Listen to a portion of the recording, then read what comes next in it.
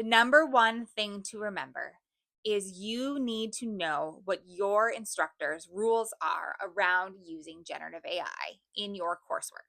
And this will likely vary by instructor. You need to ask your instructor, your TA, or read the syllabus statement that will talk about what appropriate AI use is in your course. The student conduct code also outlines this at a higher level, but you need to learn from your instructor directly. Here are some typical examples of generally appropriate use to using generative AI in your coursework.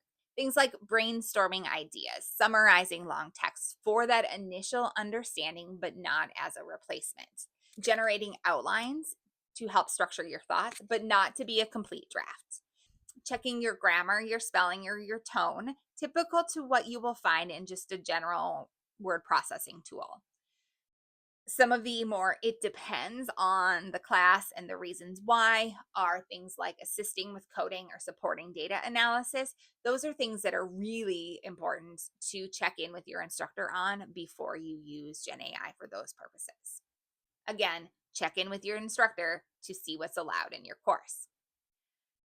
Here are some typical inappropriate uses of generative AI.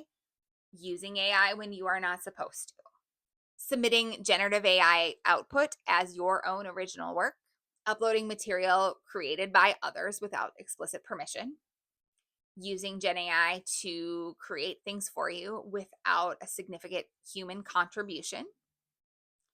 Generating responses for assignments, exams, and quizzes, fabricating data or sources with generative AI, and misrepresenting GenAI's role in your coursework.